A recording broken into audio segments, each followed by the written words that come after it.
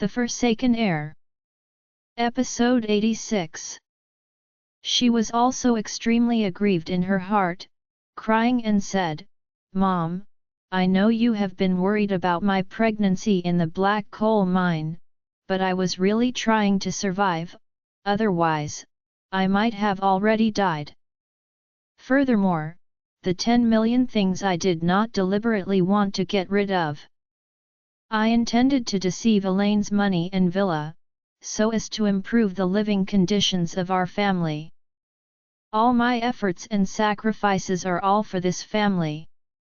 When Mrs. Wilson heard her talk about pregnancy, she immediately felt as if she had been slapped twice, and immediately yelled, "You shameless peach, dare to mention pregnancy! Depraved family style, depraved morals, and extremely shameless. Had Regnar protected you, I would have driven you out of the house."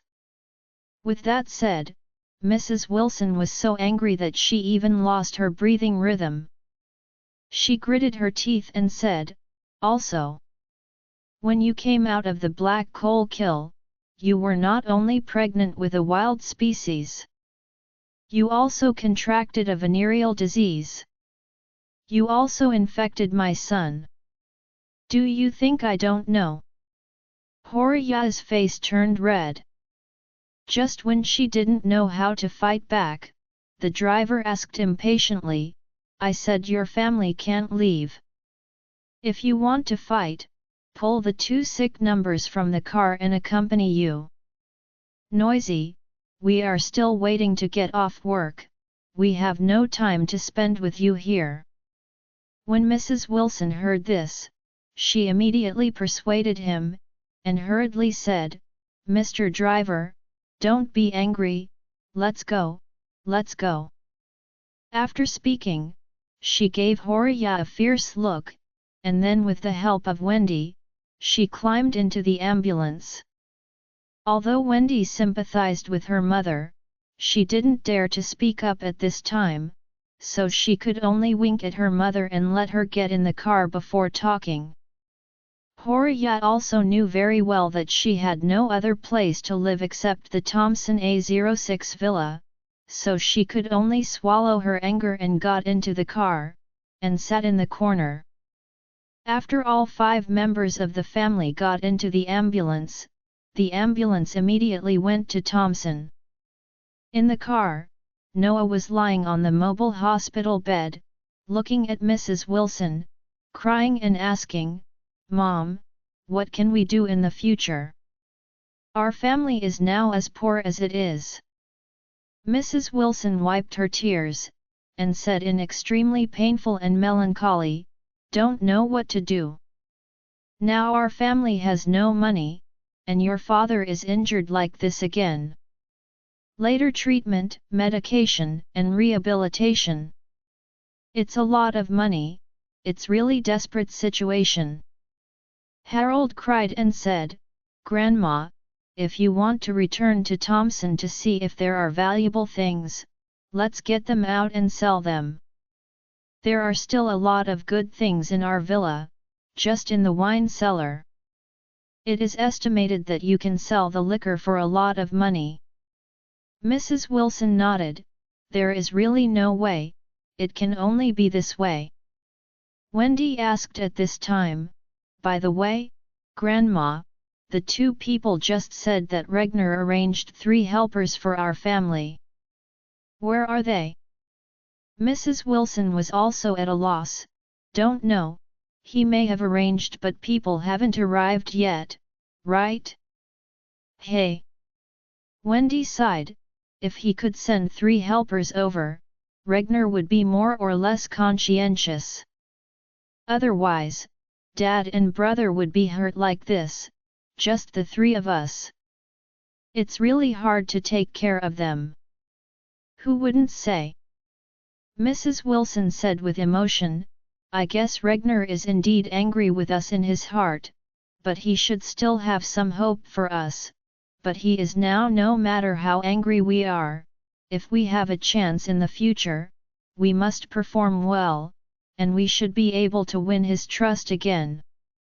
Wendy nodded and sighed. Hey, I hope the 3 helpers he arranged will arrive as soon as possible. It's best to have already arrived at the Thompson first grade waiting, otherwise we don't know how to get Dad and brother back to the room later. At this moment, in the A06 villa of Thompson, Gina, Tabia, and Lexi have just filled their stomachs. They waited left and right, but they couldn't wait for Mrs. Wilson's family to come back, and they were hungry and uncomfortable. They just found out that there were some ingredients in the kitchen that she had prepared but had not had time to cook, so they decided on their own and used those ingredients. Prepared a great meal. Before Regnar divested, the living standards of the Wilson family were still very good. After all, Regnar invested in the Wilson Group, which restored the life of the group, and the old lady also resumed her previous life like Lafayette. The level has also been greatly improved.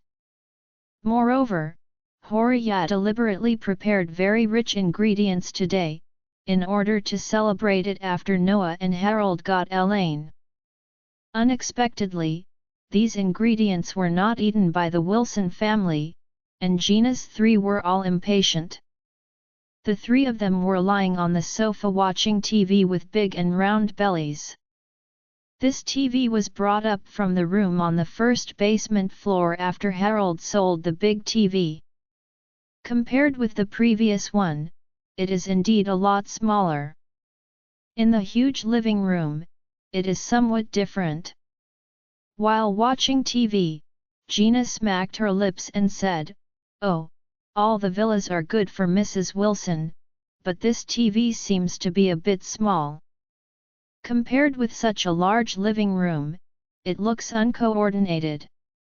Lexi asked in surprise, "Mom is coming.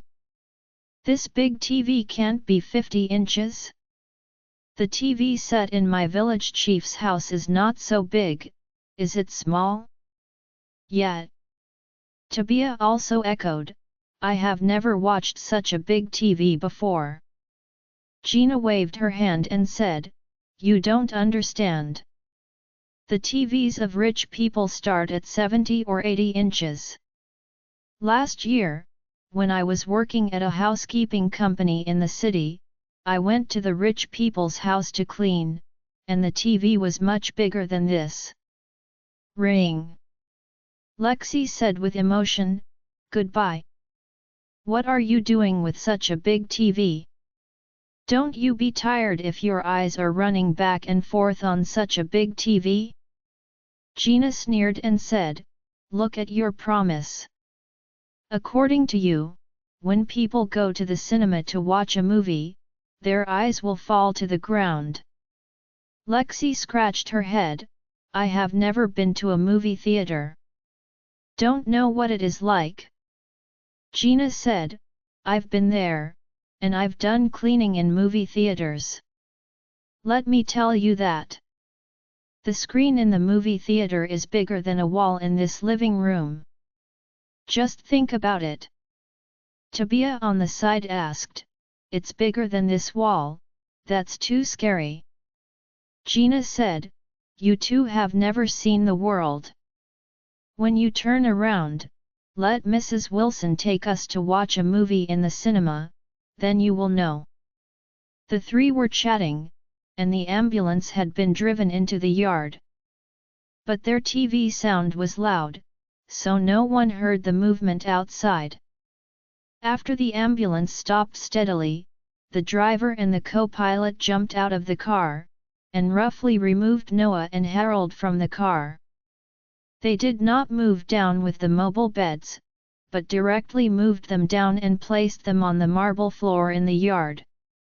Mrs. Wilson was ready to get in the car and leave as soon as they saw them, and hurriedly said, "Aren't you going to help us get them in?" The driver said impatiently, "The customer's request is to bring you to the place. The entrance fee is not included. If you want us to help, you can pay 200 per person." Mrs. Wilson said, I don't have a penny.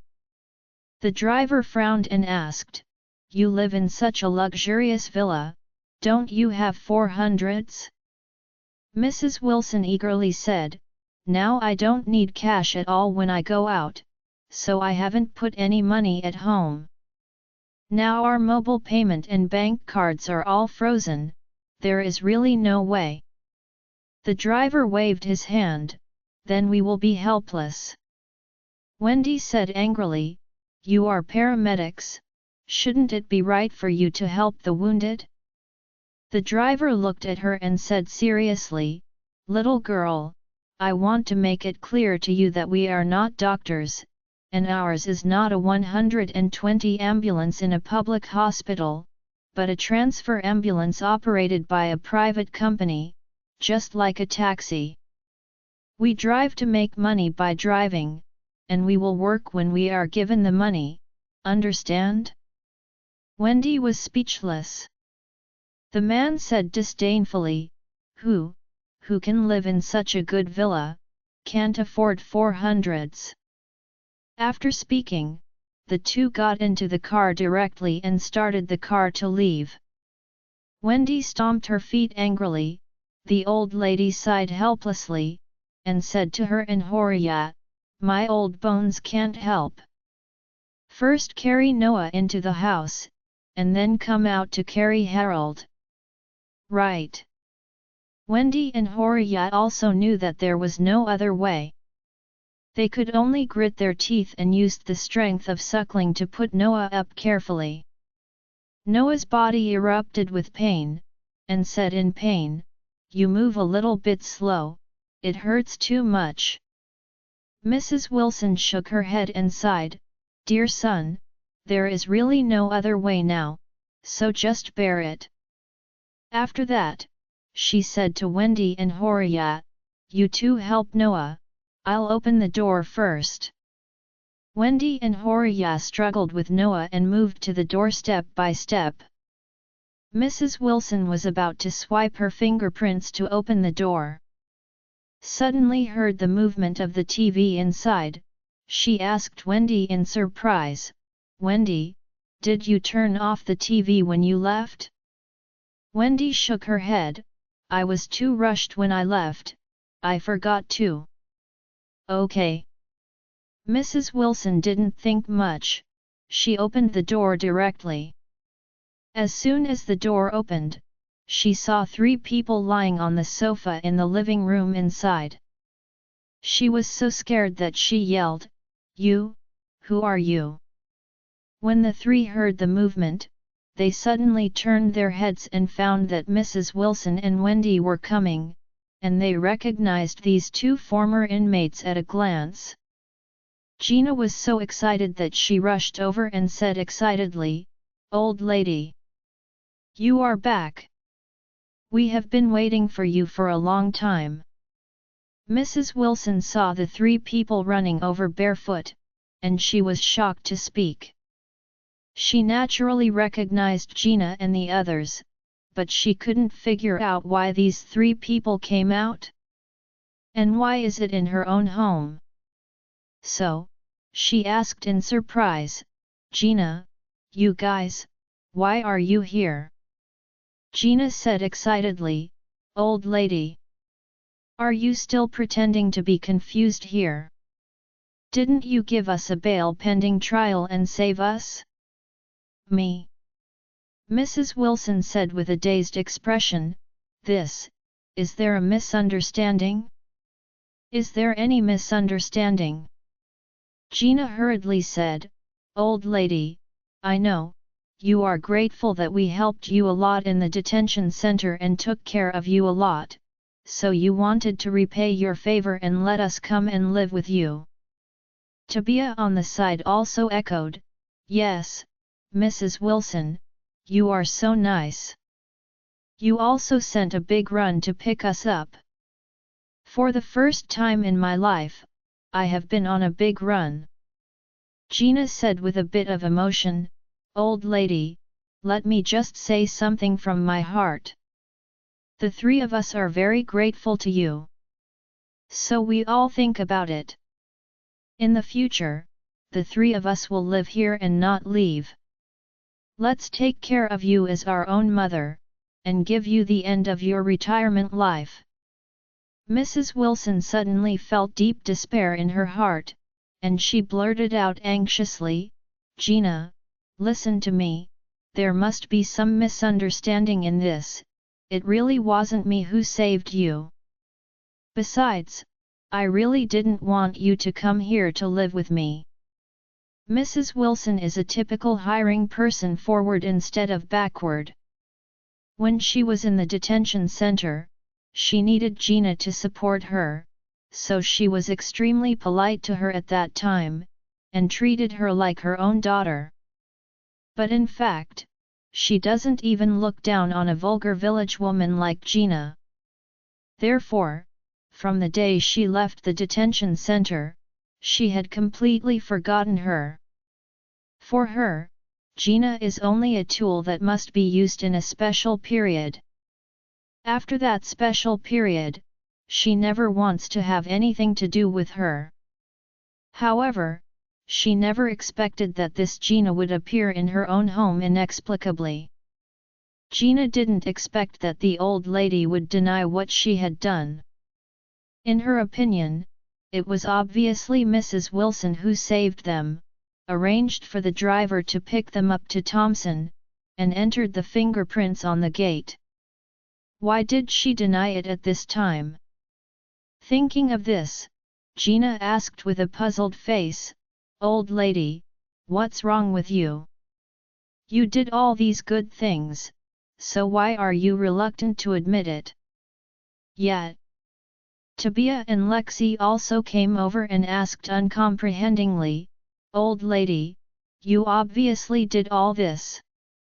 Why are you denying it? Why is that?" Mrs. Wilson was surrounded by the three of them, feeling the stinky smell on their bodies, feeling dizzy, and choking her coughing. The three of them didn't pay much attention to personal hygiene, and it was winter now, their clothes were thick, they didn't pay much attention to hygiene, didn't take a bath or change their clothes, so that the three of them had a strong body odor. Now three people surrounded the old lady, and the smell was sour and unbearable for her. While covering her nose, Mrs. Wilson said grievously, "Gina, you really misunderstood. I really didn't do these things."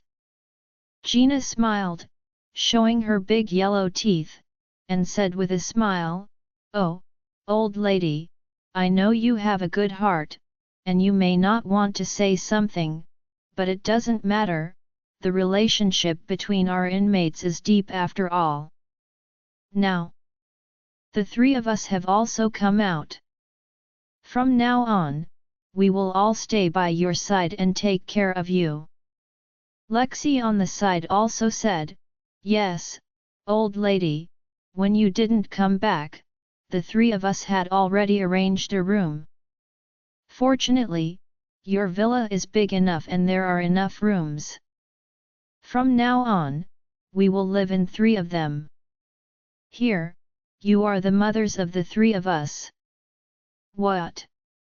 When Mrs. Wilson heard this, she burst into flames and blurted out, "You have arranged the rooms. Who gives you the power?" Lexi didn't expect the old lady to suddenly get angry, and hurriedly asked, "What's the matter, old lady? You let us come over and live with you, we must get a share of the room." Mrs. Wilson trembled angrily, and said, "This is my house, so I won't be held accountable if you break in without permission, but who gives you the right to divide my bedrooms? Leave immediately."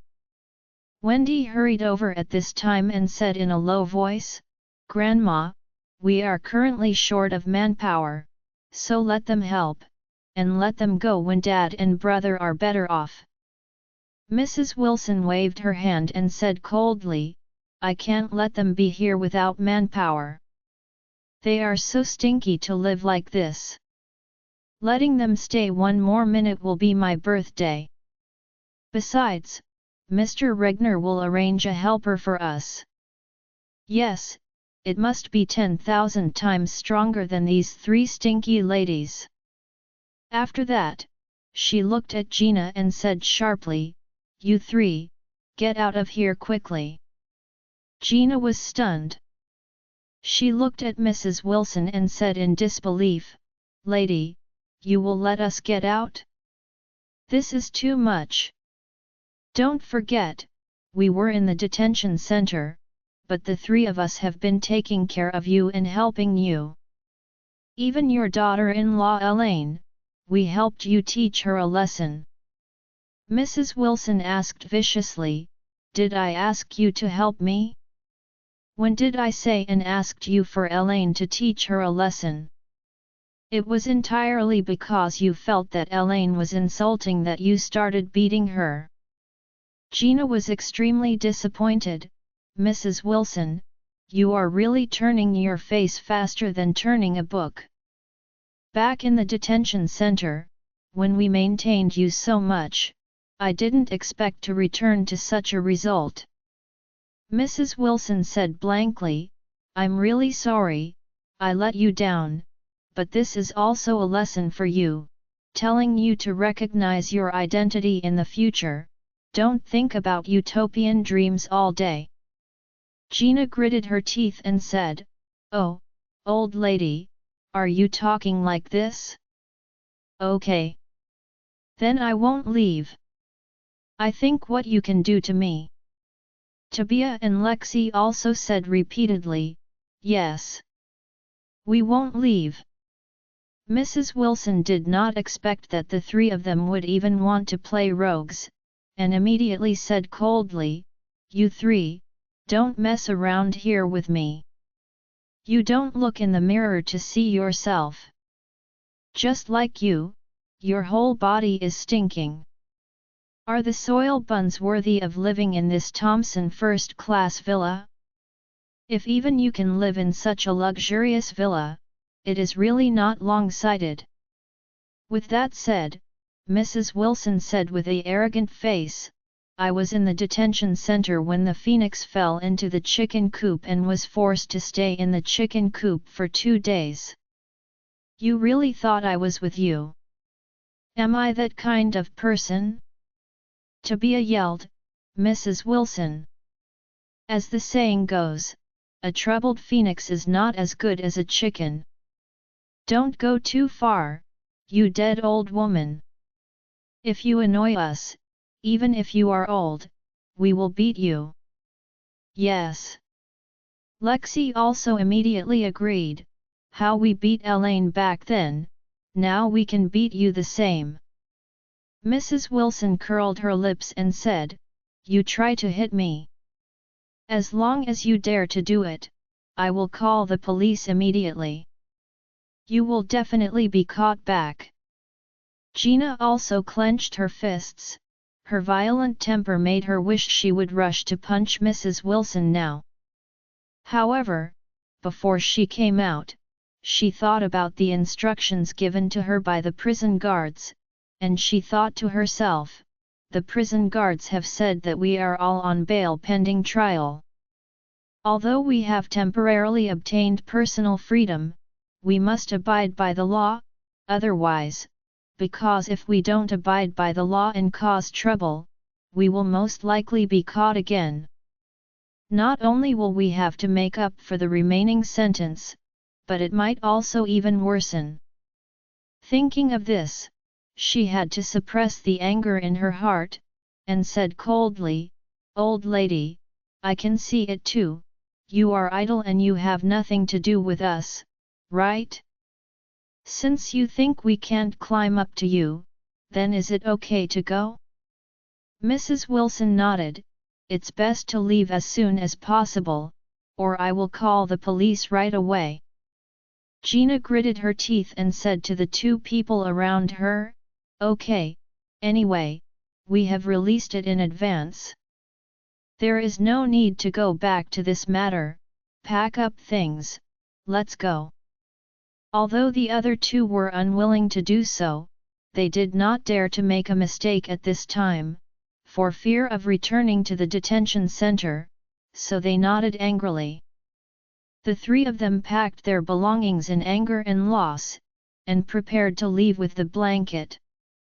Mrs. Wilson has been supervising them.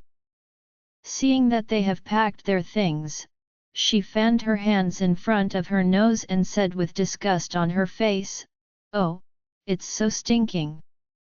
You guys hurry up and roll as far as possible.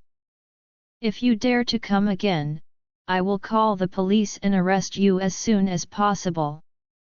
Gina felt the great humiliation, but because she was afraid of causing trouble, she could only grit her teeth and endure it, and said to the two people around her, "Let's go."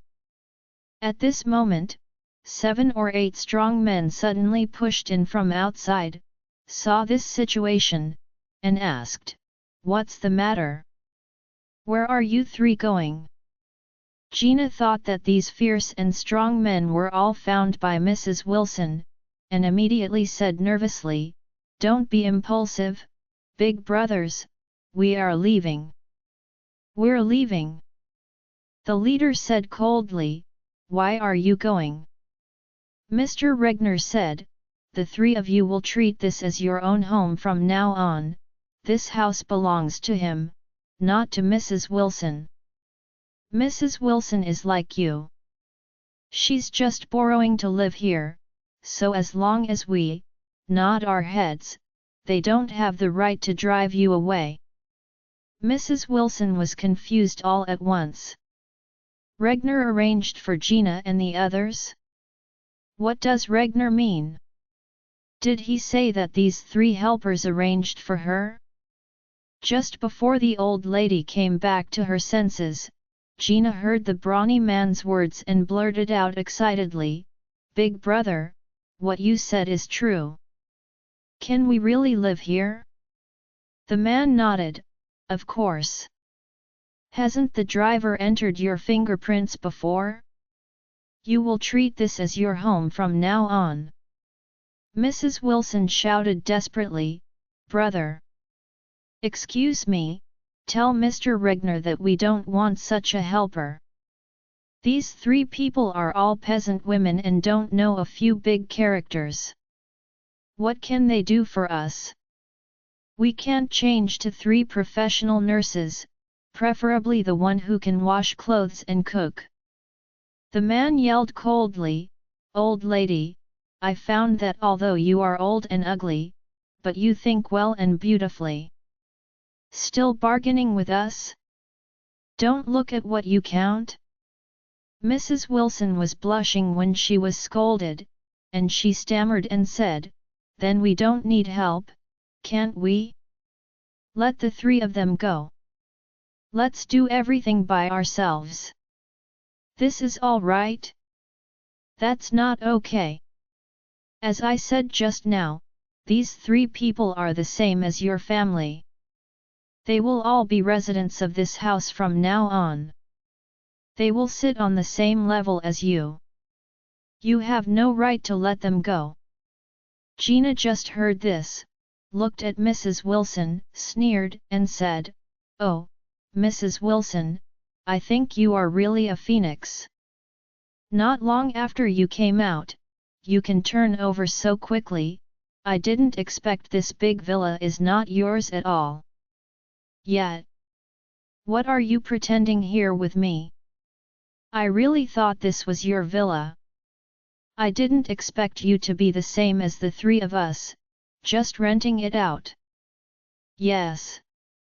Tobias said contemptuously, "The clamor was so powerful just now, it seems to be really awesome. I didn't expect it was all pretended." Lexi also echoed, "I still think you are really a phoenix. You live in such a good phoenix den. Only now I know that you are a pheasant who borrowed and lived in the phoenix den." Mrs. Wilson's expression was very ugly. This villa is indeed not hers. It belongs to Regnar. Regnar allowed them to live in the families so they could live. If Regnar doesn't let them live anymore, they will have to get out. In other words, if Regnar wants Gina and the three of them to live in, then she has no right to obstruct. Gina exhaled suddenly. She excitedly said to the two of them, "From now on, we are also residents of this big villa. Some old pheasants pretending to be phoenixes no longer have the right to drive us out." Yes. The other two were also very excited. After clarifying the relationship of interest, they were in a good mood. After all, this not only extinguished the arrogant arrogance of the old lady, but also allowed the three of them to live in this large villa reasonably and legally. At this moment, Gina suddenly remembered something and asked the brawny-headed man, "Brother, I want to ask you something." The man said, "You say." Gina said, "We looked at the rooms in this villa before and found that those big and good rooms were occupied by the Wilson family. All we could find were corner rooms. Since the three of us were with them, family rights are equal, so can we ask for reallocation of rooms?" "Yes." Lexi also recovered, and said excitedly, "I want to live in a big bedroom facing south too." The man naturally didn't think it was too big to watch the excitement, and said with a smile, "Of course, we don't care how you distribute it internally." "That's great." Gina said immediately, "I booked the big bedroom on the 3rd floor." "Who owns the bedroom?" "Move out quickly, otherwise, don't blame me for throwing everything out." Mrs. Wilson said angrily, "Dare you? The big bedroom on the 3rd floor is my room. No one can grab it." Gina sneered and said, "You bad old lady, hurry up and get away. I just gave you a face. The three of us have come to you sincerely and really want to treat you as a mother. But unexpectedly, your old thing is so unfeeling. Now that Mr. Regnar has spoken, then let's speak with strength. I want the room on the 3rd floor. If you dare to grab it, you can weigh yourself whether you have that ability." Mrs. Wilson was suddenly desperate. Not only despair, but also deep regret. She only understood now that these three people turned out to be the helpers Regnar arranged for her. If she knew this was the case, she shouldn't have yelled at them just now and had to drive them out. Originally, although the three of them couldn't make it to the stage, they had enough respect for her, and she also had the strength to direct them to do anything. But it's better now. She actually offended the three of them to death. And these three people were not driven out in the end. Gina wants to grab her room. Isn't this shooting yourself in the foot? Thinking of this, Mrs. Wilson felt so uncomfortable. She could only lick her face and said to Gina, "Oh, Gina. It was a misunderstanding just now, don't you be familiar with me. I am old, confused, and can't live for a few years. Sometimes my brain is not enough." Said something that doesn't sound very nice, don't take it to your heart. I always treat you like a daughter. Gina said with a disgusted face, now it's close to me? I'll go to your mother. What are you doing? I see through your old stuff this time. The show sings something is wrong with you, no matter what, it's a dog thing like you. Everyone will live under the same roof in the future. You'd better not provoke me, otherwise, I will let you die in minutes. When Mrs. Wilson heard this, she shuddered in shock, and blurted out, are you not afraid to go in again? At this time, the brawny man immediately added, "Don't worry, Mr. Regnar still has a lot of face, and this little thing is definitely done." When Gina heard this, she immediately felt as if she had been given a cardiotonic injection, and sneered, "Then I'm sorry, Mrs. Wilson, from now on, the big room on the third floor belongs to me." Mrs. Wilson almost collapsed. The large bedroom on the third floor was the best bedroom in the entire villa. When she first moved in, she fell in love with that room, and it was extremely comfortable to live in, absolutely unmatched by other rooms. Moreover, the old lady is eager to enjoy her life. She intends to live in such a good bedroom. Now seeing that Gina will snatch it away, she is naturally anxious. She cried and said, "Gina, you see how old I am? Yes, maybe I will die one day, so you can let me die in that better room, and I can have a good fate in my next life." Gina stepped forward and slapped Mrs. Wilson, and shouted coldly, "You're so forsaken here. Mom drank pesticides, and the hospital said it was useless, so we took her back home. She died in the end. In the dilapidated brick house in my hometown, according to what you said, won't Mom have a good fate in her next life?" Mrs. Wilson was dizzy as slapped by Gina. She really did not expect that she had said so many insults to Gina before that. Gina did not do anything to her. Unexpectedly, once she showed her weakness, she accidentally touched her inverse scale. Although Gina has no culture, she is indeed a filial daughter.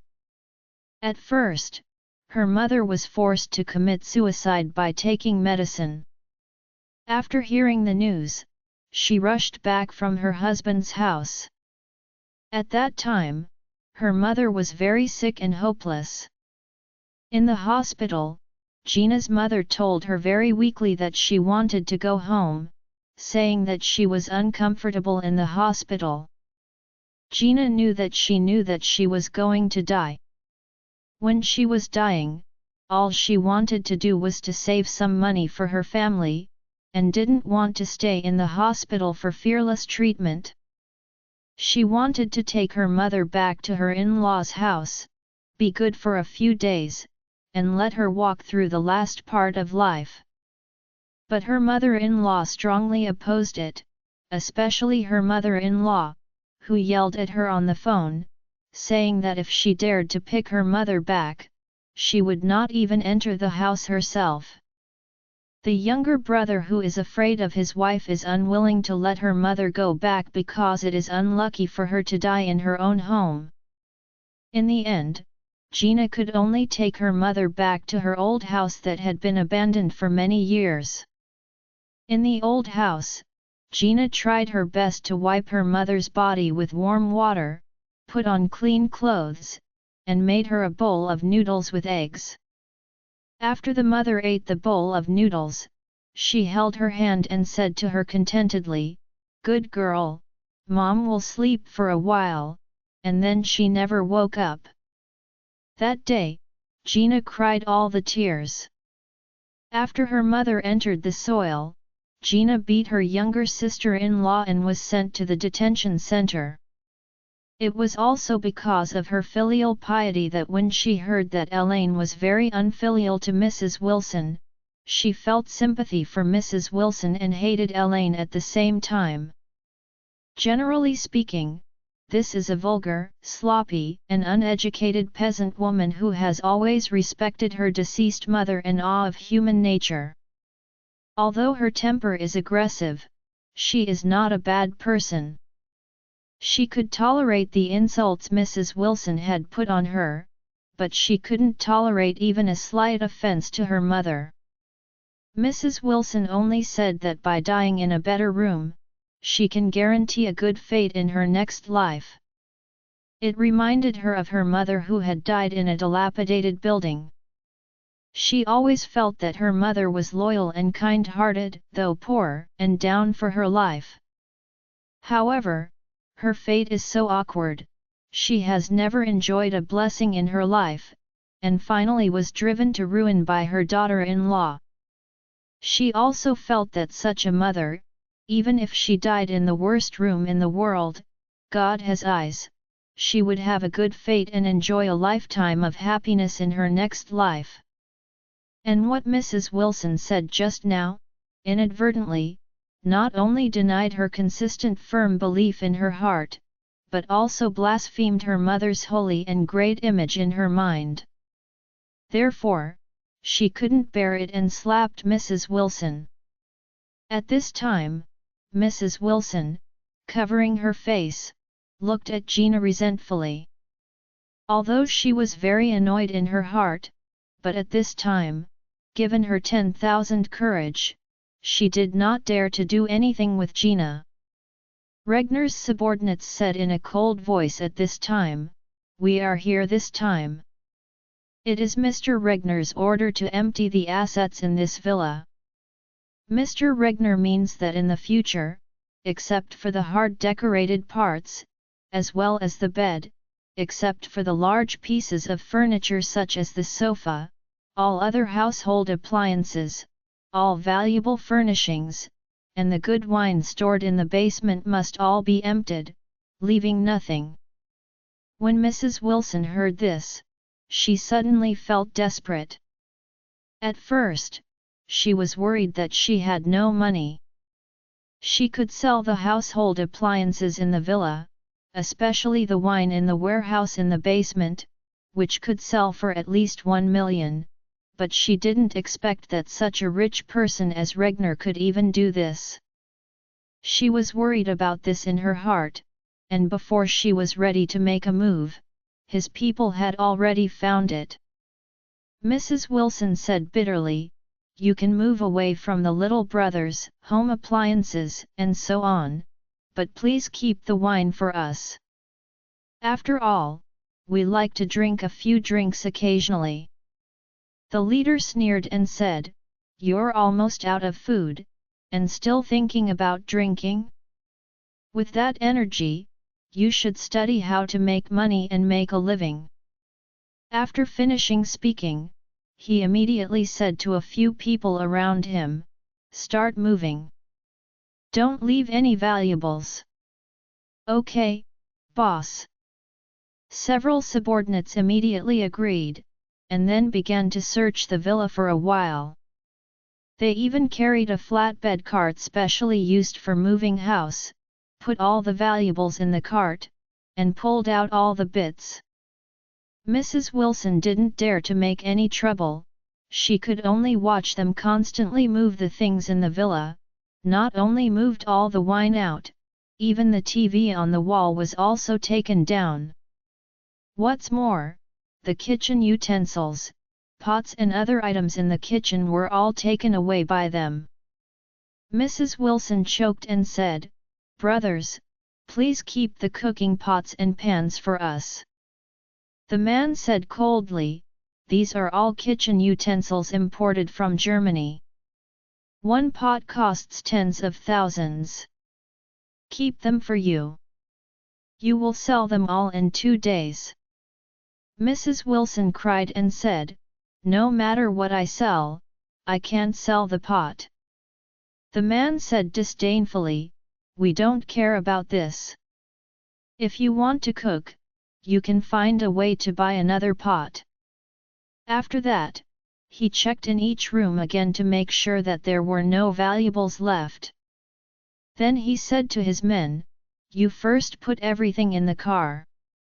Several subordinates went out one after another, and the person said to Gina again, "You will live here steadily in the future. Mr. Regnar has only one requirement of you, that is, you must not go to the house of Ms. Elaine next door to find any trouble with their family. Otherwise, we will never be merciful." As soon as Gina heard this, she nodded quickly and said, "Don't worry, I will never trouble Elaine." The trouble with Elaine before was all because of Mrs. Wilson, an ungrateful old lady, so I will definitely not do it again in the future. Not anymore. The man was satisfied and said, "Okay, don't you want the bedroom on the 3rd floor? Go and take it quickly, let's go first." Gina said excitedly, "Okay. I see. You go slowly." After the group of people left, Mrs. Wilson sat on the ground and cried, "Oh my life, why is it so bitter?" Wendy also cried out and said, "Grandma, Regnar is too much. He clearly wants to play with us." Horia said at this time, "People, Mr. Regnar may not really want to play with us. Originally, he wanted to arrange a few helpers for our family.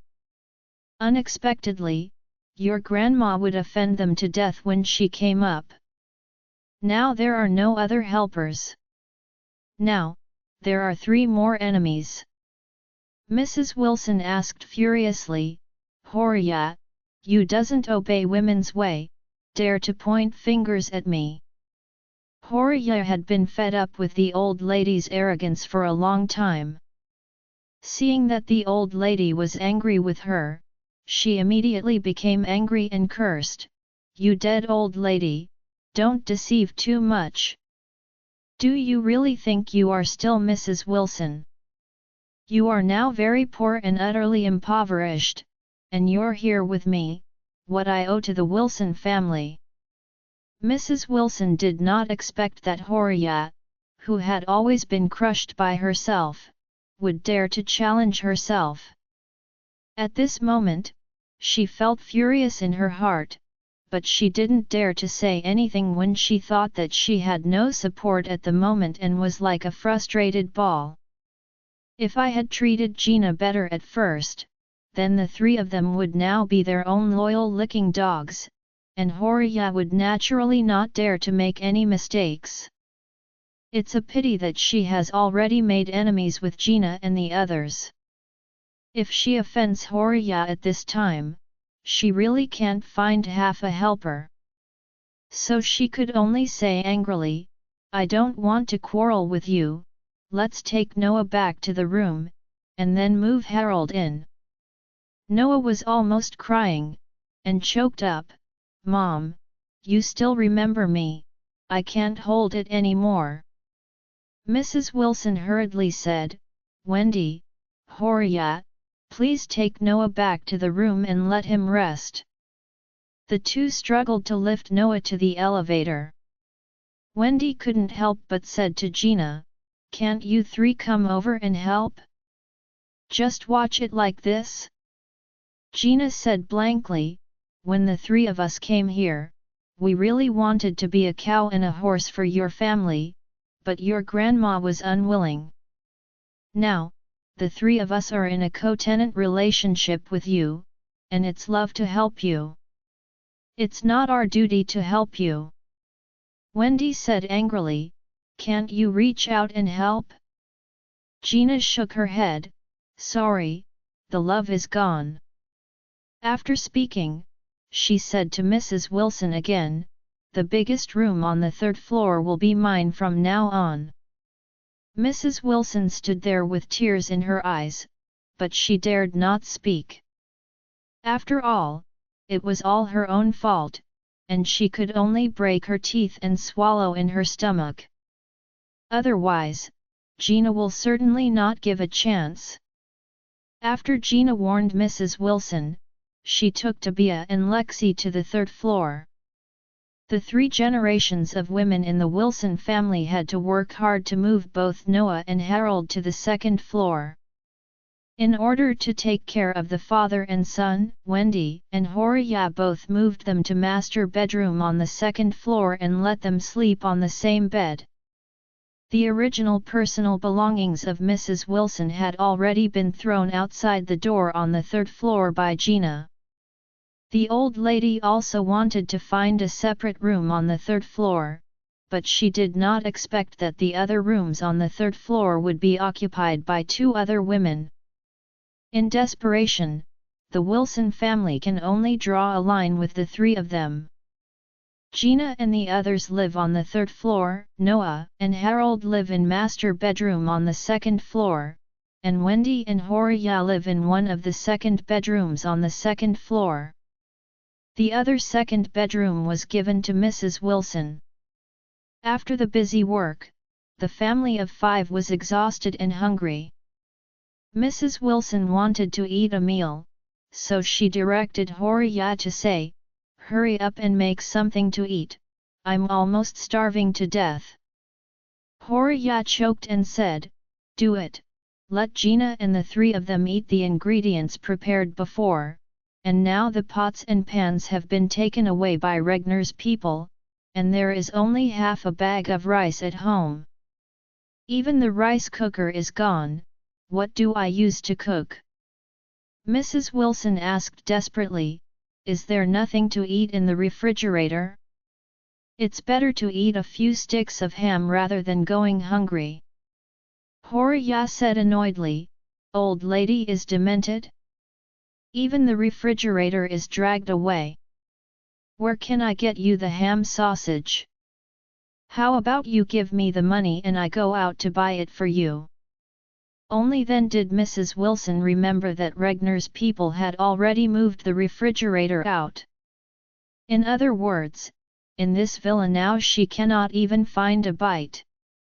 Harold was aggrieved at this time and cried, "Mom, I'm so hungry, I haven't eaten a bite since I went out."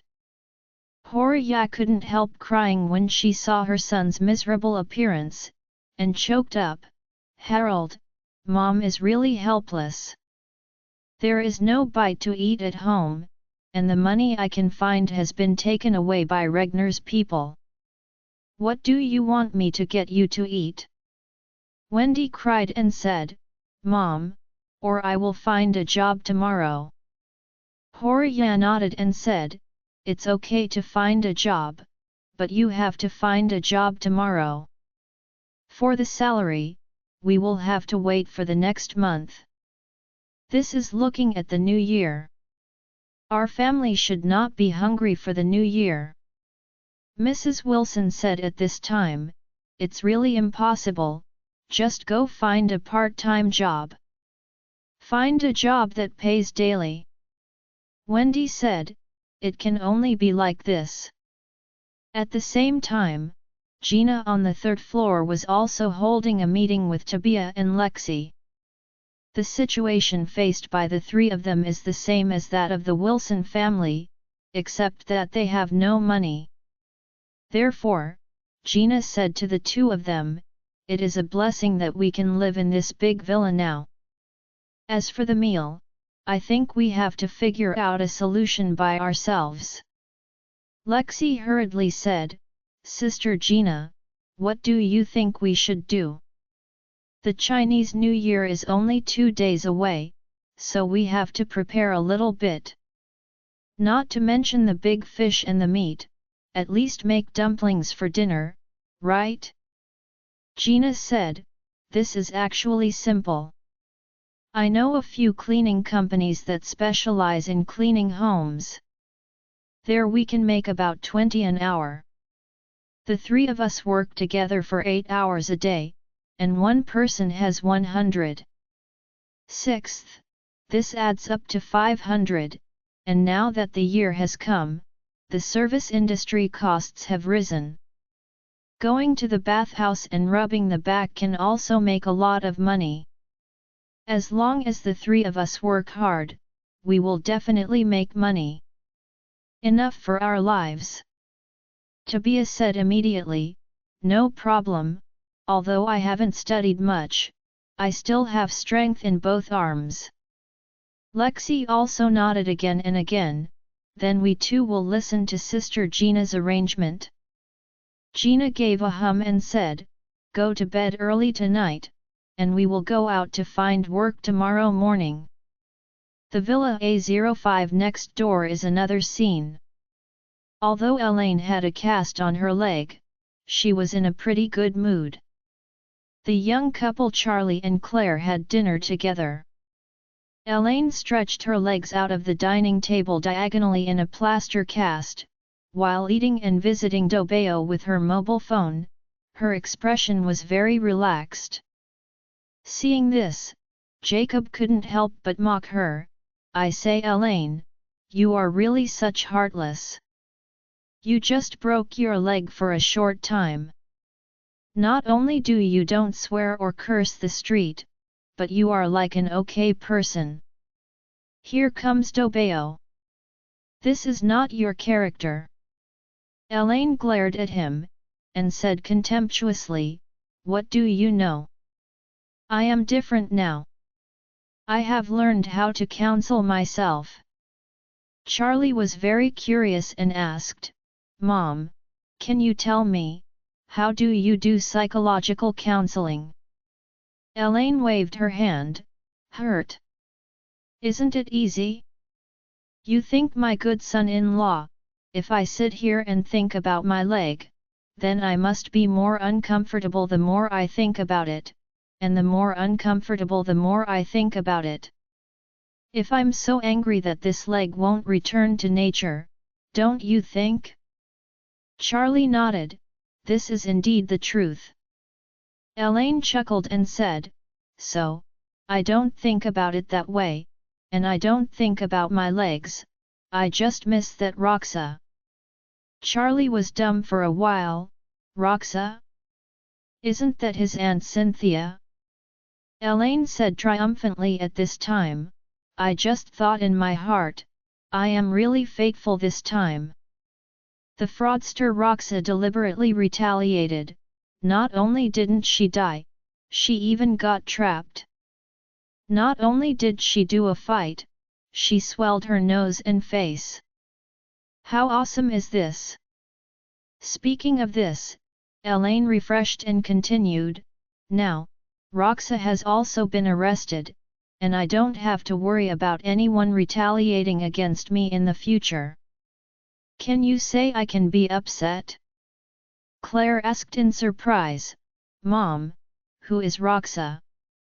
Is it a member of MLM organization?" Elaine realized that she had missed her mouth and nodded hurriedly. "Yes, that's right, Roxa is the boss of that MLM organization. Heinous fraudulent." Charlie marveled at Elaine's spiritual victory method, and at the same time, he was relieved for the successful resolution of this matter. What he was most worried about before was that Cynthia exposed his identity. After all, his aunt's acting style was extremely arrogant. Maybe the moment his brain heated up, she revealed the identity of the Wade family. Fortunately, Cynthia chose the wrong way as soon as she came up. She directly wrote Elaine a 100 million check, and asked her to classify her as a liar as soon as she came up. The two words Citibank even stung Elaine's deepest pain in his heart, so that Elaine directly responded to Cynthia's purchase by force. Thinking of this, Charlie couldn't help but feel funny. His aunt, who has been living in East Cliff for so many years, is always a respectable object wherever she goes, but she must have never imagined that her heroism would be broken in Oris Hill. Moreover, it was at Elaine's hands. Want to come? This time will definitely teach her a lesson. Charlie was thinking. The phone suddenly received a WeChat message. When he saw it, it turned out to be a video from Orville. The thumbnail of the video showed that it was a dilapidated small room, and his Aunt Cynthia was standing before the camera with a bitter face. He knew that Orville should have settled her, so he immediately got up, went to the bathroom, and clicked on the video. The video began to play, and Orville's voice came, "Master, take a look, this is the room prepared for Miss Cynthia. It's in the shanty town of the village in the city." In the video, it is a small room of less than 20 square meters. The room is very shabby. Apart from a bed, a simple wardrobe, a desk, and a chair, there is almost nothing else. Although this kind of self-built house is in poor condition, it has the advantage that the landlord has made a separate bathroom for each room, so that at least there is no need to queue for public toilets. However, this toilet looks very ordinary, small and broken, and very dark. As for the toilet, it is definitely not available. The landlord provided it with a very cheap squat toilet. Cynthia stood in the middle of the room with a depressed face, and said angrily, "You show Charlie, how can I live in this shabby place?" While filming the video, Mr. Orville said coldly, "Why can't you live?"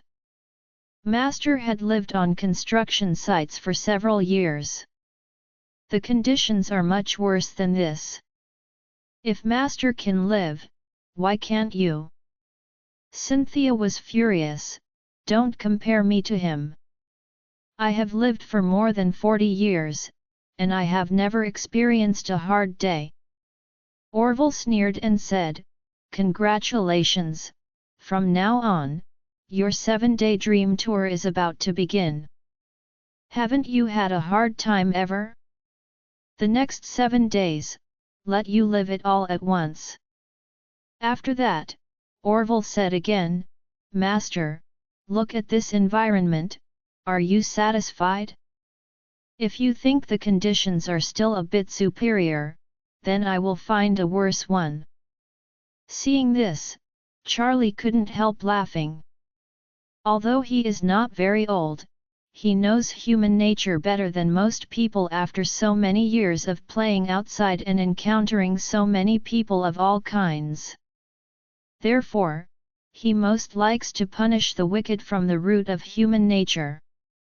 For example, young Zhang of Wei's Pharmaceuticals, who always looked down upon Liang's mother who was born under the Qinbei Mountains, disappointed others and delayed others for a lifetime. What's more hateful is that if they delay others, it's fine. They have all passed away. In Rance, such a person is completely bad from the root of human nature. That being the case, letting him settle down under the Qinbei mountain for a lifetime is the best punishment for him. It is also his best way of atonement. This aunt, Cynthia, born in the mansion of East Cliff, has grown up since she was a child and has enjoyed the glory and wealth all her life, always being arrogant, defiant, and arrogant. That being the case, the best way to punish her is to let her live a hard life and severely frustrate her spirit. Therefore, Charlie sent a voice to Orville, "Mr. Orville, I think this environment is good, but you must make your people guard against it 24 hours a day, and never allow her to buy any goods online, nor allow her order any takeaway. If she buys something, or orders takeaway, your people will stop it directly and absolutely can't give it to her. As for her daily food, just let your people see the mood and buy her something from a small restaurant outside, but remember that the standard for a single day's food must never exceed 50. At this moment, the shanty town of the village in the city. Orville used the phone speaker to play the voice that Charlie had just sent. Cynthia's face suddenly became even more ugly after hearing it. She angrily said, "This is too much.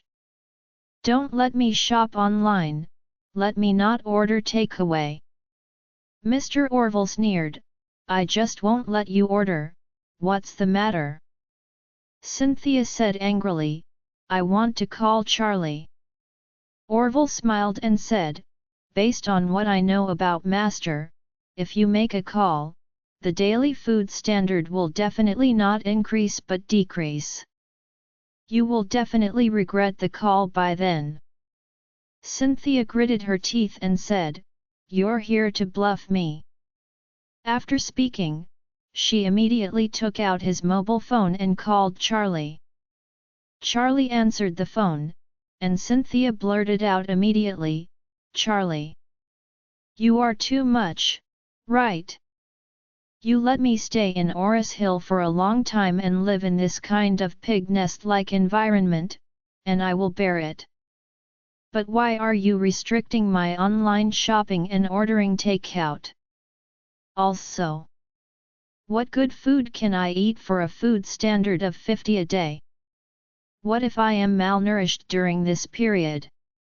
What if I eat waste oil and cause heavy metal poisoning?" Charlie smiled slightly and said, "Auntie, is Mr. Orville by your side? You turn on the speakerphone and I will tell him." Cynthia immediately turned on the speaker, and Charlie said, "Mr. Orville, can you hear me?" Orville's voice soon came, "Master, I am here. Just give your orders." Charlie gave a hum and said, "Auntie, my temper is still too strong." Having said that, he sighed and said, "Let's do it, reduce her daily food standard from 50 to 30. If she is still not satisfied, reduce it to 20 or 10. It's really not good, 1 day. 5 is also fine, 2 for steamed buns, 1 for pickled mustard, and the remaining 2 for some other tooth-fighting sacrifices." Orville laughed out immediately, "Okay, Master, I see." Cynthia suddenly collapsed, crying, and said, "Charlie, what do you mean? If you don't want to add a little bit to me, just forget it, why you deduct 20? Charlie said, "Auntie, it is all for your own good. Let you work hard, so that you can gain a little more experience and lessons after returning to society. But I think you are really insincere. The ancients said, the sky will descend to the people of Sri Lanka. You must first suffer from your mind, your muscles, and your body. Since you are not sincere and so stubborn, then I will increase my efforts to make you a better one soon. One of the pure people." Cynthia really didn't expect that what Orville said before turned out to be true. She wanted to find Charlie's preferential treatment conditions, but she didn't expect that not only did Charlie ignore her, but also directly lowered her daily food standard from 50 to 30. At this moment, she experienced the same pain as Mrs. Wilson at this time. "I knew it would be such a result, so why bother to pretend to be this?" Orville glanced at Cynthia, who was crying, and sneered, "What am I talking about? I said Master will definitely lower your food standards. You just don't believe it. Have you taken it now?" Cynthia was black and did not speak. She dared not speak any more. Because she knew that she said so many mistakes, maybe she said a few more words, every day she really has to eat steamed buns and pickles. Seeing that she didn't dare to do it again, Orville smiled and said, "Ms. Wade is here to enjoy the good time for 7 days. There is nothing wrong, I will leave first." Cynthia glared at Orville fiercely. Seeing Orville leaving the room, she couldn't help but burst into tears. She immediately took out her cell phone and sent a video call to Zhong Chuan, Master, who was far away in East Cliff. As soon as the video went through, Cynthia cried and said, "Dad! Charlie, this fraudulent humiliated me in every possible way. Look at what he did to me." With that, she switched cameras and took pictures of the situation in the room. Zhong Chuan didn't expect that Charlie would be so cruel to his own aunt. He directly arranged such a difficult environment for her, and he was somewhat dissatisfied in his heart. He sighed, Charlie is indeed a bit overdone. Anyway, you are also his aunt. As he said, Zhong Chuan sighed again and said seriously, however, Charlie is of great use to the Wade family now, and nothing else. As long as he returns to the Wade family and marries the Gu family's daughter, the Wade family's strength is immediately it can go up a lot. If he can handle the Sui family girl, it will be even more perfect. Hearing her father's sigh, Cynthia suddenly thought of what Charlie had said to her on the helicopter. He said that the 8 heavenly kings of the Wu family died in his hands. He said that Philip was dyingly ill, but was reborn because of him. He even said that a series of earth-shattering events that happened to the 3 major families in Japan some time ago were all personally done by him. In this way, Charlie's strength is likely to far exceed everyone's cognition. Thinking of this, Cynthia twitched in his heart, and murmured, "These things must never be let his father know. Otherwise, he will pay more attention to Charlie fraudulent. Cynthia, can't let him return to the Wade family by saying anything. Otherwise, once this kid returns to the Wade family, there will be no place for me to stand in the Wade family." So Cynthia immediately said, "Dad, let me tell you the truth, Charlie is a cold-blooded stupid without affection. You think he is of the Wade family's blood, and you want him to return to the Wade family, but he doesn't leave his body at all. The family's blood is in the eyes. He can treat me like this aunt. If we return to the Wade family, let's make him a little bit dissatisfied, then he wants to bring the whole Wade family into trouble?" Zhong Chuan became silent all of a sudden. Cynthia's words also made him a little alert. Everyone hopes that their subordinates can have a viable general, but the first thing to consider is a very realistic issue, which is whether they can suppress the opponent. What Charlie did today, in Zonkin's view, was indeed a bit too much. Even if Cynthia went to his mother-in-law without authorization, she had the fault first. As Cynthia's nephew, he shouldn't do this to his aunt. He even forced his aunt to live in Oris Hill's dilapidated village for a long time. It can be seen that the Wade family wants to tame Charlie, let Charlie re-identify his ancestors and return to the clan, and use it for the Wade family. It is definitely not as easy as imagined. Therefore, this matter must not be rushed. Otherwise, it may be counterproductive.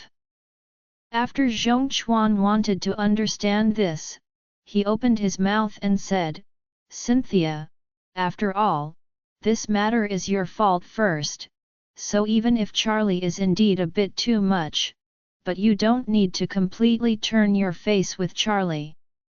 Let's be aggrieved. We will discuss this matter in the future." Cynthia secretly breathed a sigh of relief and hurriedly said, "I know, Dad, I can't accompany you during this time, especially during the New Year. I can't pay you a New Year." Zhong Chuan smiled slightly, "These are all trivial things, don't worry, Dad is waiting for you to come back." "Okay." Cynthia nodded to the video camera while wiping tears. At this time, in Zonkin's picture, the eldest son, Andrew, stepped in and said a little anxiously, "Dad, I have a news." Zhong Chuan frowned, "What news?" Andrew said, "I heard that the Sui family is buying all kinds of masters across Asia, and the price is very high. An ordinary martial arts master will be given tens of millions. Calculated in 100 million a year, it is estimated that the cost of investing in this alone will be over 10 billion. Many top players who have retired from the arena are planning to return to the arena." Zhong Chuan asked in surprise, why are you making such a big move? Andrew said, maybe it is to quickly make up for the loss of combat power in Japan. I heard that dozens of masters in the Sui family have been sued by the Japanese prosecutors. No one of these masters wants to escape from prison. Zhongchuan nodded. He knew very well how important combat power is to the top family. Take what happened to the Sui family in Japan this time. If it weren't for their own large reserves of masters, it would be impossible to send nearly 100 martial arts masters to Japan overnight. What's more advantageous is that when this master arrives in Japan, he can directly destroy the Matsumoto family with the attitude of a strong dragon slashing the ground with a snake.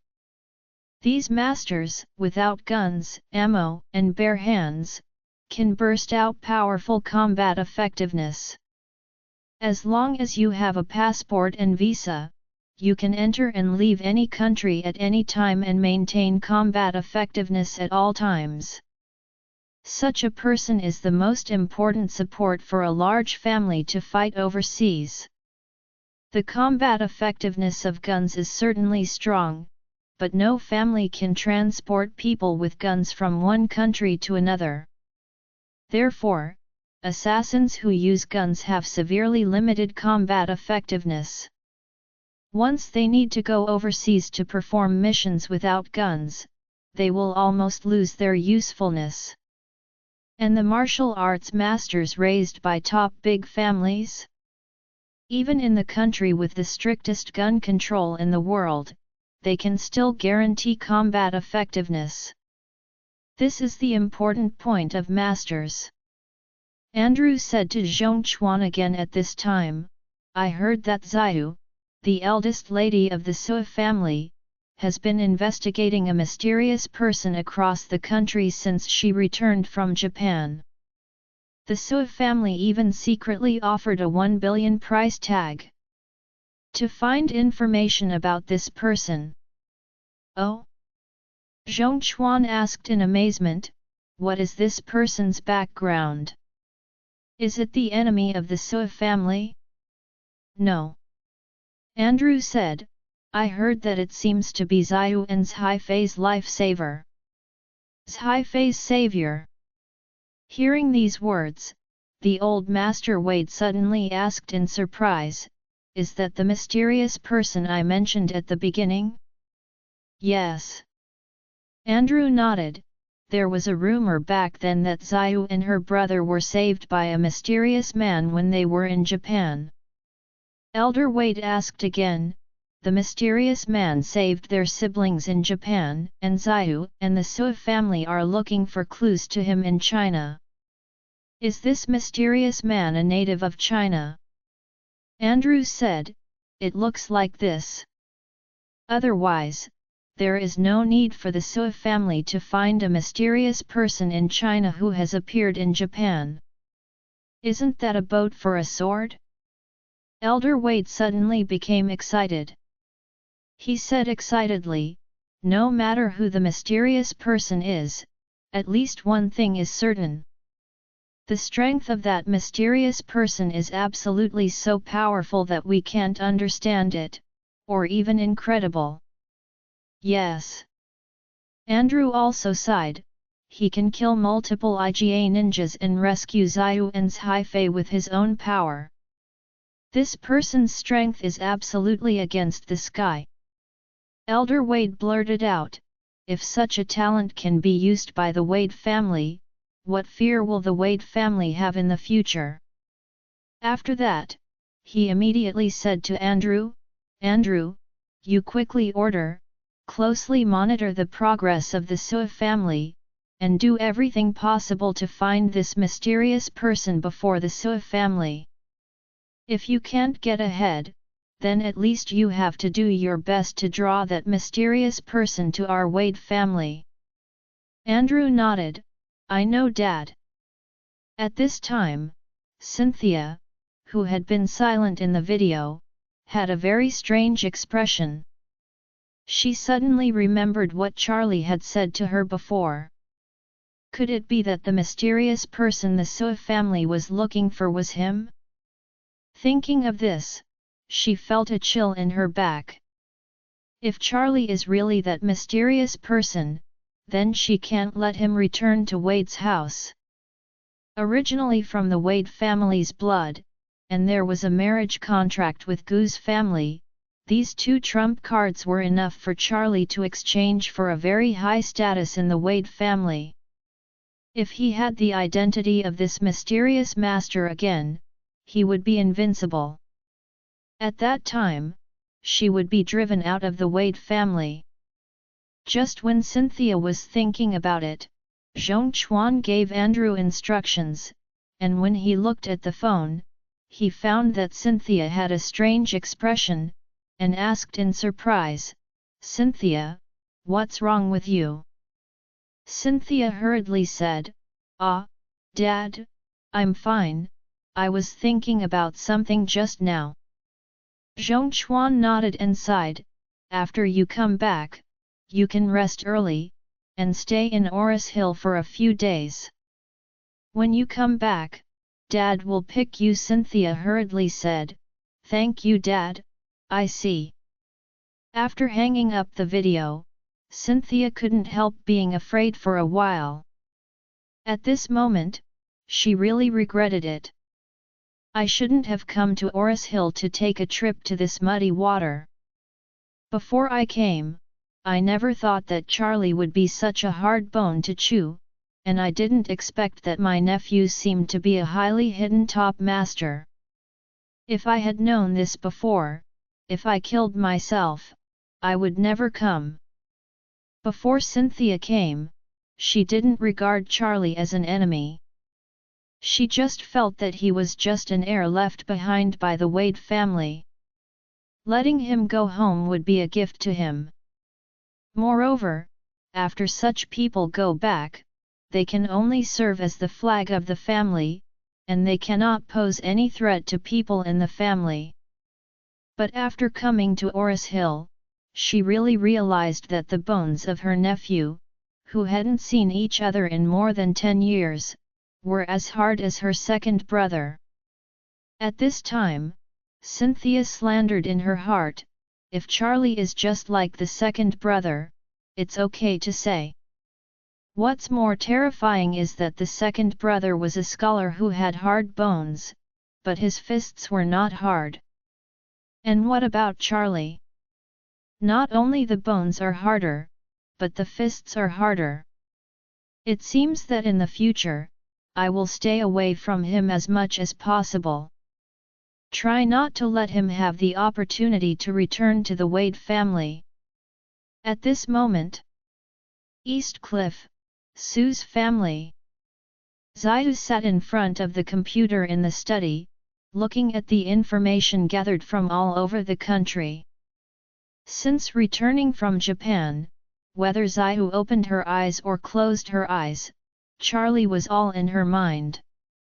She has trouble sleeping and eating all day because of Charlie. However, she didn't tell anyone else what she was thinking, even her brother or her mother. What she originally wanted was to use her energy to find the mysterious person who saved her, and then thank him in person. However, she tried for several days without finding any valuable clues.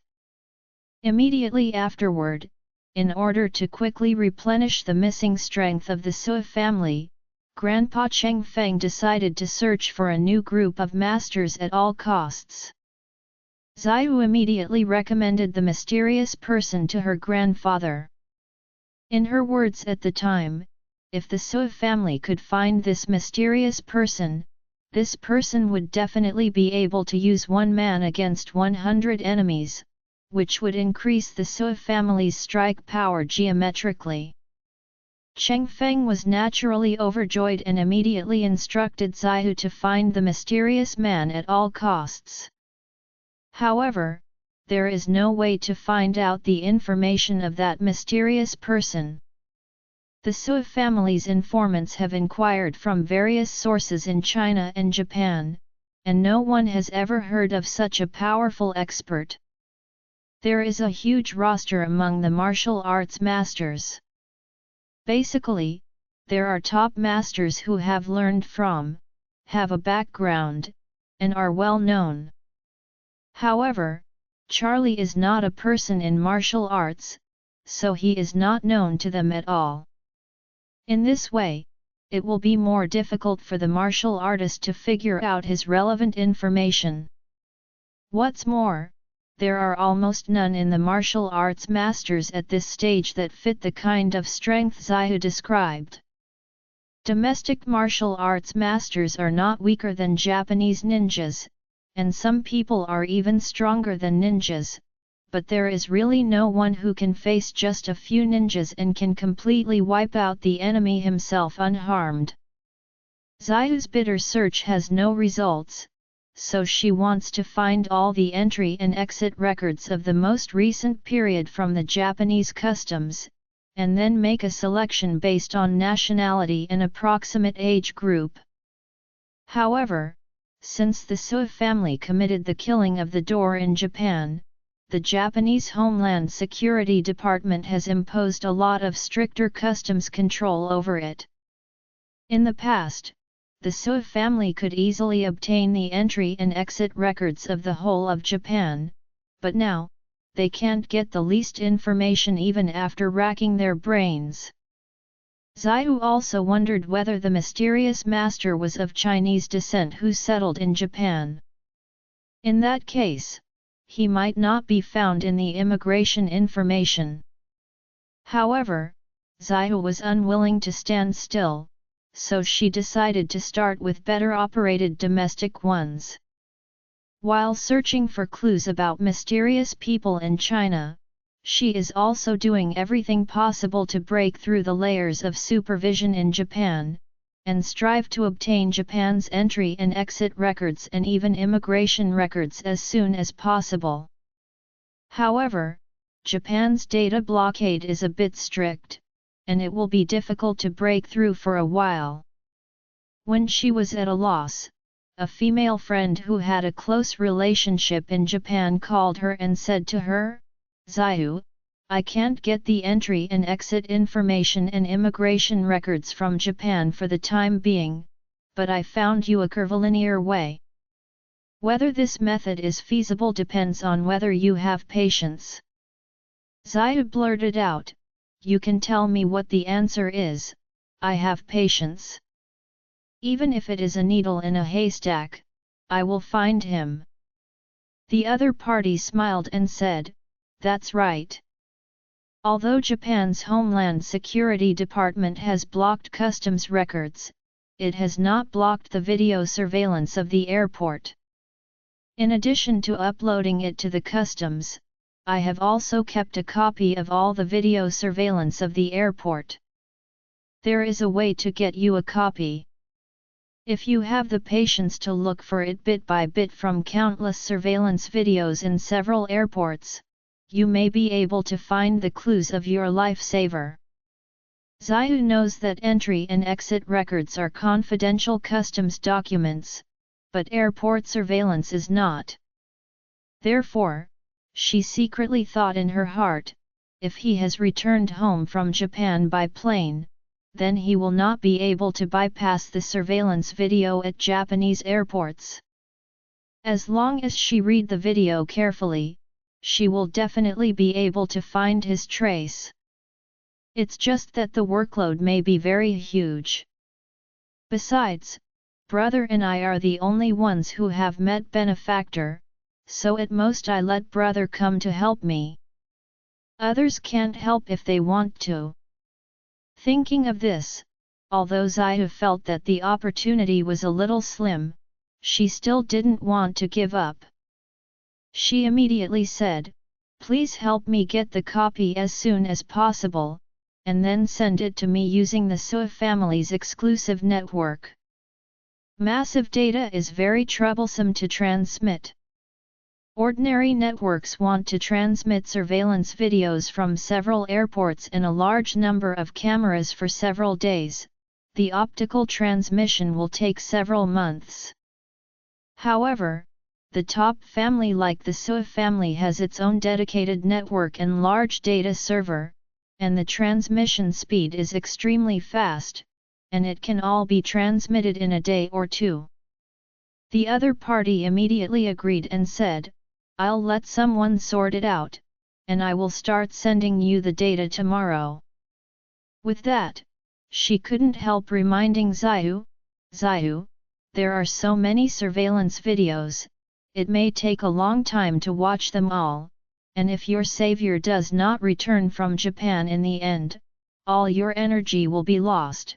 If you make a little mistake or miss your lifesaver among the millions of passengers, then your energy will be wasted, so before you start, you must first think about it. Xiao smiled slightly, these are not problems. Even if I have to watch a year's surveillance video in front of the computer, I will definitely stick to it. The other party sighed helplessly, and said, Oh, well, it's the Xiao I know. You have this kind of unstoppable energy for reaching the goal, which I will never learn in my life. Xiao smiled and said, That's because you haven't encountered anything that can make you fail to achieve your goal and swear not to give up. If you do, you will be like me. The other party laughed and joked, What? You think you, a lifesaver, as a Prince Charming? Xiao chuckled and said, Prince Charming is nothing but a horseback rider. The lifesaver can do much better than Prince Charming. Tisk tisk tisk. The other party kept smacking her lips, and said with emotion, Then I congratulate you as soon as possible for finding your savior, and by the way, you will also solve the major marital affairs. If this is the case, take more time and energy to find him, and it is not a loss, after all. It is a great thing that kills two birds with one stone, perfect. Xiao actually blushed on the phone and blurted out, What are you talking about? I just want to find the savior and thank him in person. I don't believe you. The other party grinned and said, If it's just to thank him, didn't you say thank you when he saved you? Xiao replied with some embarrassment, What I said at the time. The other person said, Since you said thank you at that time, why bother to find him out at this time? Is it really to say thank you in person again? Xiao said with a little shame, In fact, it's not just to thank him. The family is also looking for some top masters to cooperate with. I think this is a good opportunity to kill two birds with one stone. Not only can I thank him in person, but also help the family match up to see if the two parties have a chance to cooperate. The other party smiled and said, If you want to do this, you will have 3 birds with one stone.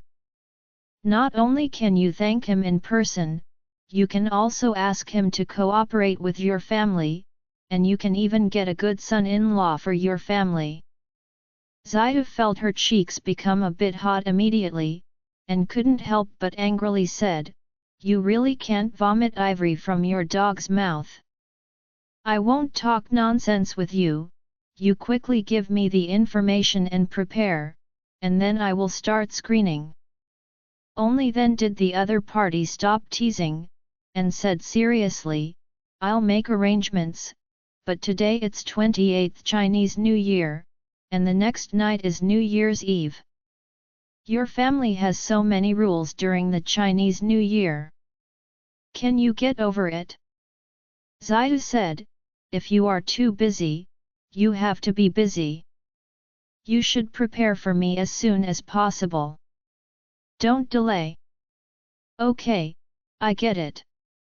Charlie didn't know that Xiao was doing everything possible to find him at this time. He focused his attention on the preparations for the New Year's goods. This is the spring festival that Charlie has most anticipated since his parents passed away. In the previous years, he had a hard time, and the spring festival was no different from usual. Not only did he not enjoy the warmth of family, but he felt sad because other people were reuniting with their families. After marrying Claire, he has no interest in Chinese New Year, because, in the past, the whole family of Wilsons celebrated the New Year together, and Charlie was naturally the object of everyone's sarcasm. He would be humiliated every time at the New Year's Eve dinner. In contrast, this year's situation is much better, so this has become the spring festival that Charlie has most anticipated in his heart since his parents passed away. Early the next morning, the new year was 29. The family ate at the dining table together. Charlie listed all the items to be purchased to his wife and father-in-law, and made some adjustments based on everyone's opinions, and got a finalized version. Because Elaine's leg broke again, and Claire still insisted on finishing the last day's work, Charlie and Jacob became responsible buyers. Jacob and his son-in-law prepared, and after breakfast, they went out to the supermarket to purchase together. Claire finished her breakfast and stood up and said, "Husband, Dad, Mom, I have to go to the company. Today is the last working day before the holiday. I have to sort out the situation of some projects at hand, and then have a meeting with workers and give out a New Year red envelope." Elaine murmured from the side, "What red envelopes do the employees need? Haven't they all been paid?" Claire said earnestly, "Everyone has worked hard for the projects at hand for a long time. How can I not give a red envelope at the end of the year? Not only red envelopes, but also year-end awards." Elaine felt distressed and said, "This money can be saved obviously, and you have to give it to outsiders. I really don't know how to say it." Charlie said at this time, "Mom, the company relies solely on the employees to work hard to get better and better. Seeing the new year, if the boss did not express anything at first, the employees would lose hope. After the end of the year, when they come back and propose to resign, doesn't this company fail to function?" Jacob also agreed at this time, "My son-in-law is right. Your mother-in-law is going to die. If you really want her to be the boss, she must be more ruthless than that and the company won't run a week." Elaine glared at him, "Jacob, did you just use your mouth? I can try one more thing, I can still scratch your old face with a lame leg." Jacob shrank his neck in fright, and said angrily, "I don't bother to argue with you." Claire shook her head helplessly, and said, "Okay, Dad, go shopping with Charlie. I have to go to work, too." "Okay." Jacob nodded and said, "You go first, we will leave in a while." As he was talking, there was a doorbell outside, and Jacob opened the video intercom and saw a few middle-aged men in suits standing in front of the camera. The leader said respectfully, "Excuse me, is Master at home?" It was Orville who spoke. And beside him, there are Isaac, Qin Gang, Solman, and Liang. There seemed to be a few people behind them, but Jacob couldn't see clearly, he could only see that there were men and women, old and young. So, he hurriedly said to Charlie, "Son-in-law, a lot of people with good looks have come to you." Charlie had heard Orville's voice through the speakers of the intercom system. He didn't expect that Orville would come to his home at this time, and listening to the meaning of the old master's words, it seemed that he was not the only one. So he got up and said, "Dad, I'll go open the door." Claire asked in amazement, Charlie, wouldn't it be the big figures who came to you to see Feng Shui? Charlie smiled and said, it must be them. Only they call me master. Claire shook his head helplessly, and said jokingly, Master, I think you are the boss, it's almost the same. Charlie raised his eyebrows, it's also an ability to convince others who can fool you. After all, he stepped out and walked through the courtyard to the door. The door opened, and Charlie was stunned by the sight in front of him. It turned out that Orville, Isaac, Qin Gang, Solman, and Liang were not the only ones at the door. Qin Gang also brought Aoxu and Stephen. Solman also took Gerald and Fred.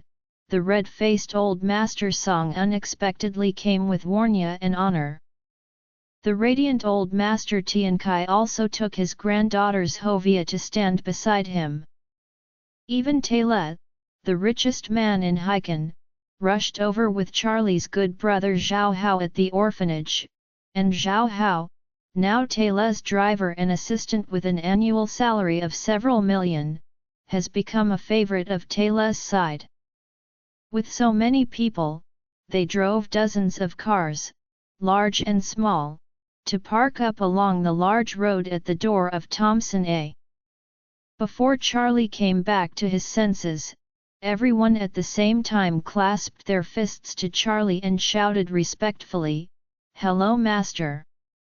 With so many people shouting together, everyone in the entire villa area was shocked. Many people have already walked out of the terrace to check what happened.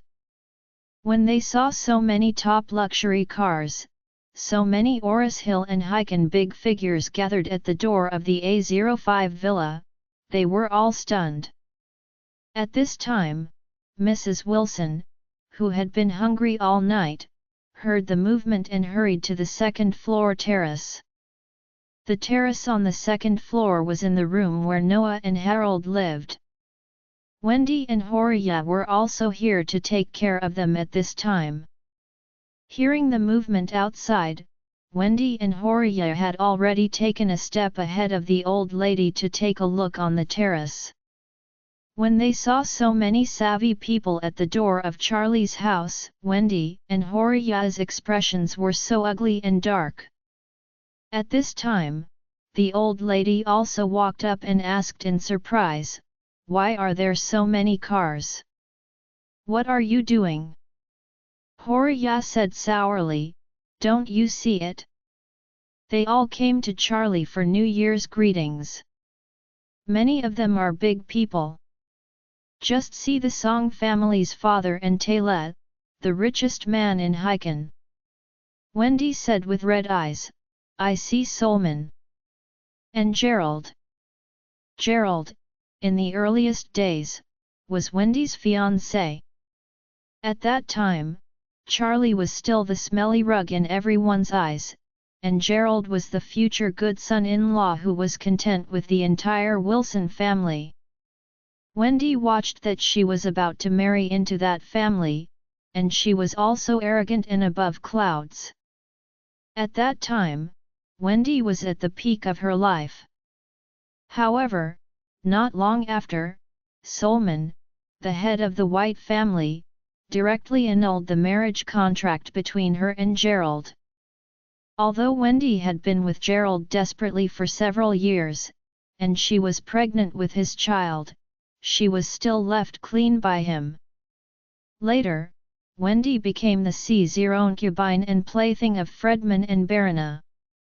Following them, instead of getting much benefit, she suffered a lot of crimes and ruined her reputation. The current Wendy was even more miserable.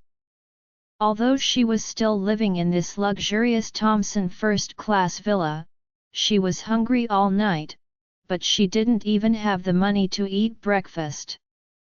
In this case, seeing Gerald again, all kinds of scenes from that year appeared before her eyes, which made her feel extremely sad. In a short while, Wendy's eyes were filled with tears, and then 2 lines of tears burst into her eyes. She couldn't help but choke softly.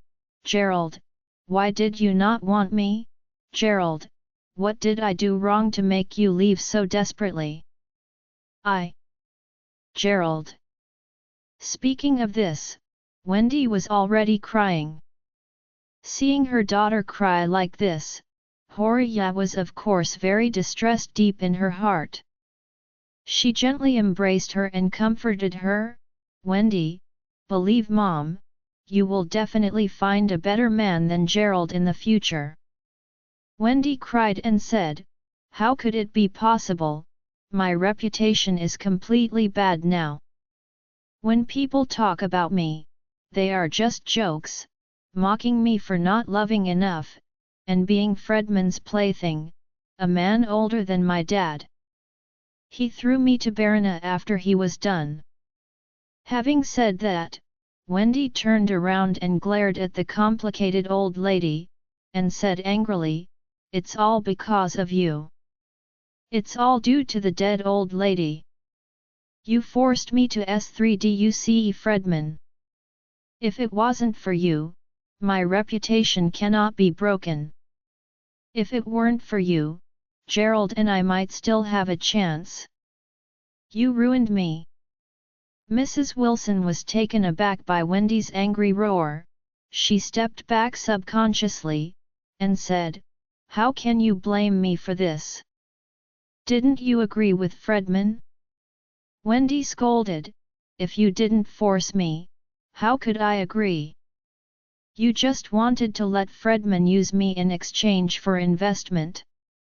You just wanted to sell my B0DY in exchange for prosperity and wealth. Mrs. Wilson said angrily, Wendy, you have to rely on your conscience. In this matter, could I benefit from it alone? After that, she pointed to Horia and said angrily, don't forget, Fredman gave you 5 million back at the beginning, but in the end, it was cheaper for your parents. If you really want to say who betrayed your body in exchange for that wealth, you cannot only count one.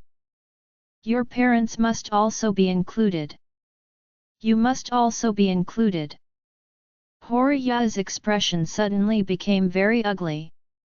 Although Mrs. Wilson's words were harsh, what she said was indeed the truth. In the beginning, whether it was Mrs. Wilson, Horia, and Noah, they all liked Fredman's ability and wealth. Therefore, together they persuaded Wendy to enter Fredman's RO0M in the middle of the night. And Wendy was not completely forced. To be more precise, it was half push half self-motivation. She broke up with Gerald at the time, and the family's economic situation continued to deteriorate. She herself had long been dissatisfied with those poor days.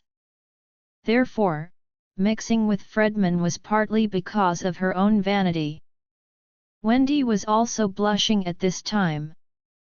She knows. Everyone is responsible for this matter, including herself. Just like a proverb, in an avalanche, no snowflake is innocent. Thinking of this, she also lost the idea of continuing to entangle with Mrs. Wilson, squatting on the ground and crying. Mrs. Wilson ignored her, but looked at the big luxury car at the door of Charlie's house and the large group of big people in the upper class, and her heart was so sad. Horia also had a sour taste in her heart. She thought that Charlie had sent her to the black coal kill, and she was even more angry. So he gritted her teeth and cursed, isn't Charlie just a liar? What? Master, this fraudulent. How come so many big people believe him? Really blind their dog eyes. Mrs. Wilson sighed deeply, and said with extreme regret and despair, hey! I knew Charlie would have what he is today, and I wouldn't have driven the family out of what I said back then. Blind me! At this moment, at the entrance of Villa A05, Charlie looked at the crowd and asked with a bit of surprise, "Why are you all here?" Orville smiled and said at this time, "Master, the Chinese New Year will be coming soon. Everyone is thinking of coming to you in advance and giving you some New Year goods by the way." Isaac also nodded and said, "Master, everyone is afraid that taking turns will delay your time, so after negotiating in private, just came over together." Qin Gang echoed at this time, "Master, everyone has prepared some small gifts for you, and I hope you won't dislike it." "Yes." Solomon also said hurriedly, "Master, you are a person with great supernatural powers. They are ordinary people like us. If the gifts prepared can't enter the eyes of your law, I hope you won't mind." Charlie smiled slightly and said, "You still remember me, I am already very grateful, you don't have to spend money on me." Old Mr. Song stepped forward at this time and said seriously, "Master, you have the kindness to reinvent us. On the occasion of the Chinese New Year, we should be prepared to pay a visit. It is reasonable." Charlie arched his hands, "Mr. Song, that is so nice of you." Warnya, standing next to Old Song, wore a Chinese-style cheongsam jacket today, which vividly set off the hot figure and showed her feminine temperament impeccably. Having not seen Charlie for many days, Warnya missed him very much in her heart. When she saw Charlie's eyes look at her, her pretty face suddenly became red. What she thought of in her mind was the scene where she was in the car and offered her first kiss to Charlie. When she thought of this, her face became even more red. In order to divert her attention, she hurriedly replied with shame, "Master, I wish you a Happy New Year in advance." Aoxu said not to be outdone, "Master, Coach Wade, I also wish you a Happy New Year in advance, and I wish you all the best in the new year." Zhovia hurriedly said, "Master, I also wish you a Happy New Year." Warnya understood at this moment that the two little girls actually belonged to Charlie. At this moment, she couldn't help but sigh in her heart. She knew very well that it was a very tormenting thing to like a married man like Charlie. It seemed that these two little girls, like herself, suffered from lovesickness to Charlie. With a smile on his face, Charlie expressed gratitude to the three ladies one by one. Later, Taylor brought Zhao Hao over. Taylor put his hands together and said respectfully, "Master, since the last time I took your rejuvenation pill, this body has become stronger and powerful. Thanks to you for everything. I am really grateful." Charlie smiled slightly. "President Taylor doesn't have to be so polite, after all, the rejuvenating pill was taken by you yourself with your strength, so don't thank me." When Zhao Hao saw Charlie at this time, his heart had already been overwhelmed. Ever since Charlie introduced him to Taylor as a driver and assistant, Zhao Hao has deeply realized that Charlie is extraordinary. However, he really didn't expect Charlie's strength to be so strong. His boss made a special trip to drive to Oris Hill to give Charlie a New Year gift. This shocked him a bit, but after he came, he realized that the scene was even more shocking. In Oris Hill, there are almost all figures with the greatest of reputation. Moreover, they all showed such humility in front of Charlie one by one. This scene is really staggering. It was precisely because of the shock in his heart that Zhao Hao felt a little flustered when facing Charlie. Charlie looked at Zhao Hao at this time and said with a smile, "Brother, how is everything going recently?" Join our Facebook and WhatsApp group for more updates, link is given in description. Rest audiobook will be continued in next episode.